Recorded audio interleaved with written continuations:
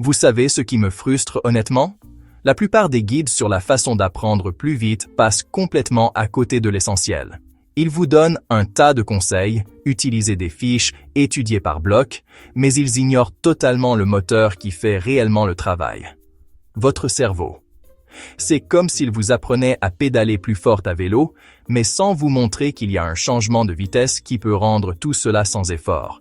Et si je vous disais que le secret pour réduire considérablement votre courbe d'apprentissage ne réside pas dans des astuces, mais dans un changement physique qui se produit à l'intérieur de votre tête?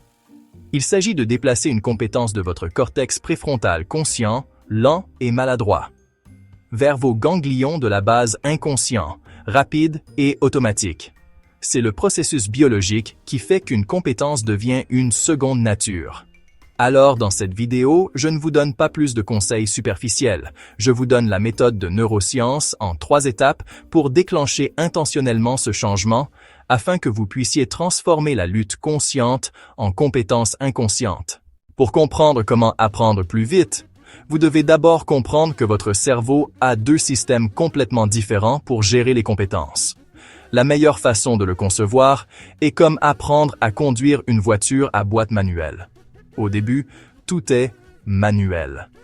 C'est votre cortex préfrontal, la partie de votre cerveau juste derrière votre front. C'est votre centre de pensée consciente et de mémoire de travail. Lorsque vous apprenez quelque chose pour la première fois, une nouvelle langue, un peu de code, comment conduire cette voiture, votre cortex préfrontal est aux commandes. Vous êtes douloureusement conscient de chaque petite action. Vos mains sont collées au volant, votre cerveau ne fait que crier « D'accord ». Embrayage, passer en seconde, relâcher l'embrayage, accélérer. Pas trop. C'est lent, c'est maladroit, et ça accapare 100% de votre attention. Vous ne pouvez même pas penser à tenir une conversation ou à écouter la radio. C'est le stade cognitif de l'apprentissage, et il est défini par un effort intense et concentré. Maintenant, imaginez un conducteur expérimenté. Il se faufile dans la circulation, sirote un café et a une conversation profonde, tout cela en même temps. Comment? Parce que la compétence est passée à son système automatique. C'est votre noyau gris central, un groupe de structures profondément enfouies au centre de votre cerveau. Le noyau gris central est responsable des habitudes et des schémas bien établis, des mouvements si pratiqués qu'ils sont devenus automatiques. La compétence n'est plus un calcul conscient. C'est un programme profondément intégré qui fonctionne avec une vitesse et une efficacité incroyables. C'est le stade autonome de l'apprentissage. Le problème, c'est que la plupart d'entre nous restent trop longtemps en mode manuel. Nous nous entraînons d'une manière qui maintient le cortex préfrontal constamment saturé, ne laissant jamais la compétence être transférée et ancrée dans les voies rapides et automatiques des ganglions de la base. Mais et si vous pouviez gérer ce transfert délibérément? Et si vous pouviez construire une super autoroute neuronale du manuel à l'automatique? Eh bien, vous le pouvez. Et c'est un processus en 3 étapes.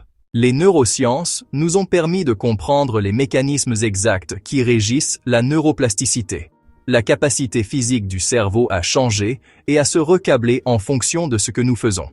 En utilisant ces mécanismes, nous pouvons créer un système de pratique délibérée qui accélère le transfert de l'effort conscient à la maîtrise inconsciente. Voici la méthode en 3 étapes pour y parvenir. Tout d'abord, arrêtez d'essayer d'apprendre tout d'un coup. Vous devez décomposer la compétence en ses plus petits éléments fondamentaux et pratiquer ces éléments un par un. Ne pratiquez pas tout votre service de tennis. Pendant 10 minutes, ne pratiquez que le lancer de balle. N'essayez pas d'écrire une application entière. Maîtrisez une seule fonction. N'essayez pas de tenir une conversation complète en espagnol. Entraînez-vous à conjuguer un verbe à haute fréquence, encore et encore. La science ici est entièrement axée sur la gestion de la charge cognitive. Votre cortex préfrontal a une bande passante très limitée, un peu comme la RAM de votre ordinateur. Lorsque vous essayez de pratiquer une compétence complexe d'un seul coup, vous lui demandez de jongler avec des dizaines de choses simultanément. Il est submergé. Vos performances sont médiocres et la voie neuronale qu'il construit est désordonnée. En décomposant la compétence, Vous isolez un minuscule composant, ce qui réduit considérablement la charge cognitive. Maintenant, votre cortex préfrontal peut consacrer toutes ses ressources à l'exécution parfaite de cette micro-compétence. Il peut construire une connexion neuronale propre, solide et efficace pour cette action spécifique. Vous posez une brique parfaite au lieu d'essayer de construire un mur entier et désordonné d'un seul coup. Donc, votre première action est la suivante. Prenez la compétence que vous voulez apprendre et réduisez-la aux plus petites pièces possibles. Demandez-vous, quelle est l'unité atomique de cette compétence? Pour un guitariste, ce n'est peut-être même pas un accord, mais le mouvement d'un seul doigt d'une frette à l'autre. Pour un orateur, ce n'est peut-être pas une histoire entière, mais le fait de placer une seule pause percutante. Isolez cette chose, et pour votre séance de pratique, ne faites que cela. C'est là que la plupart des gens se trompent, et c'est l'une des parties les plus cruciales pour apprendre vite. Le but n'est pas de répéter cette micro-compétence exactement de la même manière 1000 fois. Le but est de la pratiquer avec de légères variations. Cela semble totalement faux, je sais. On nous a tous dit que la répétition est la mère de la compétence. Et bien que la répétition soit importante pour la mémoire, la répétition sans réfléchir est un chemin terriblement lent vers la maîtrise. Des études montrent que pratiquer une version légèrement modifiée d'une tâche vous aide à apprendre beaucoup plus rapidement et plus profondément que de simplement marteler la même chose encore et encore. Voici la neuroscience. Lorsque vous répétez exactement le même mouvement, votre cerveau passe rapidement en mode pilote automatique. Votre cortex préfrontal se déconnecte. Vous n'apprenez pas vraiment, vous ne faites que suivre les mouvements. Mais lorsque vous introduisez de légères variations, pratiquez un peu plus vite, puis un peu plus lentement, sous un angle légèrement différent, avec plus ou moins de force, vous forcez votre cortex préfrontal à rester engagé et à résoudre le problème à nouveau à chaque fois. Chaque fois que vous faites un petit ajustement, votre cerveau doit se rappeler la compétence existante, l'adapter à la nouvelle condition, puis la réenregistrer. Ce processus construit une voie neuronale beaucoup plus robuste et flexible. Vous ne construisez pas seulement une route, vous construisez tout un réseau de rues secondaires adaptables autour de cette autoroute principale. Donc, votre action ici est de prendre cette compétence isolée de l'étape 1 et d'introduire un chaos contrôlé. Si vous pratiquez un changement d'accord, faites-le 5 fois rapidement, puis 5 fois lentement. Faites-le les yeux fermés. Si vous pratiquez une ligne de code, essayez d'écrire une variation légèrement différente de cette fonction. Cela sort votre cerveau du mode d'habitude paresseux et le met dans un état d'apprentissage actif et flexible. Les 2 premières étapes construisent le chemin. Cette 3e étape le pave, le renforce et le rend permanent. Vous devez absolument pratiquer avec une concentration intense et une boucle de rétroaction immédiate et spécifique. Se contenter de faire des répétitions ne suffit pas. Vous devez savoir, instantanément, si la répétition était correcte ou incorrecte et pourquoi. C'est le cœur de ce que les chercheurs appellent la pratique délibérée. La neuroscience concerne la correction d'erreurs et la dopamine. Lorsque vous essayez quelque chose et échouez, votre cerveau enregistre un signal d'erreur. Ce signal est essentiel pour le changement. Il indique à votre système nerveux « ça n'a pas marché, ajustez-vous ».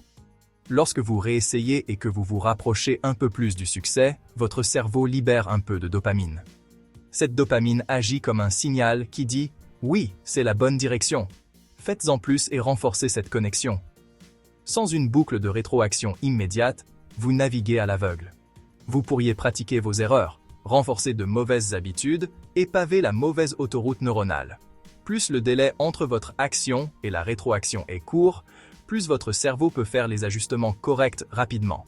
C'est aussi là qu'intervient une autre technique puissante, la pratique de la récupération. Se tester constamment est l'une des meilleures formes de rétroaction. Votre action pour cette dernière étape est de trouver un moyen de voir vos erreurs en temps réel. Enregistrez-vous sur votre téléphone et regardez-vous. Utilisez une application qui vous donne un score instantané. Travaillez avec un entraîneur qui peut dire « Stop, votre poignet était mal angulé sur le dernier coup ». Un feedback vague comme « Bon travail » est inutile. Vous avez besoin d'informations spécifiques et exploitables, directement liées à la micro-compétence que vous pratiquez. Alors, récapitulons. La méthode de neurosciences en 3 étapes pour faire passer n'importe quelle compétence de votre cerveau lent et conscient à votre cerveau rapide et automatique est la suivante. 1. Déconstruire et isoler. Décomposer la compétence en ses plus petites parties pour gérer la charge cognitive. 2. Pratiquer avec variabilité. Introduisez de légers changements pour maintenir votre cerveau engagé et construire des voies flexibles et robustes. 3. Créez une boucle de rétroaction ciblée. Obtenez des informations immédiates et spécifiques sur votre performance afin que votre cerveau puisse corriger efficacement les erreurs et renforcer ce qui fonctionne. Ce cadre n'est pas juste un autre ensemble d'astuces d'études. C'est le manuel d'utilisation du matériel d'apprentissage de votre cerveau. Il s'agit de changer complètement votre état d'esprit, de ne plus simplement y passer des heures, mais de pratiquer avec une précision chirurgicale. Il s'agit d'utiliser les règles fondamentales de la neuroplasticité pour prendre un contrôle direct sur la façon dont vous développez une compétence. C'est ainsi que l'on transforme la lutte consciente en maîtrise inconsciente. Vous n'apprenez pas seulement la compétence, vous l'installez. Si cette vidéo a changé votre façon de penser l'apprentissage, abonnez-vous pour plus de stratégies basées sur les neurosciences. Et maintenant, j'ai une question pour vous. Quelle est la compétence numéro 1 à laquelle vous allez appliquer cette méthode en 3 étapes en premier? Faites-le moi savoir dans les commentaires ci-dessous. Je les lis tous. Maintenant, allez-y et commencez à construire un meilleur cerveau.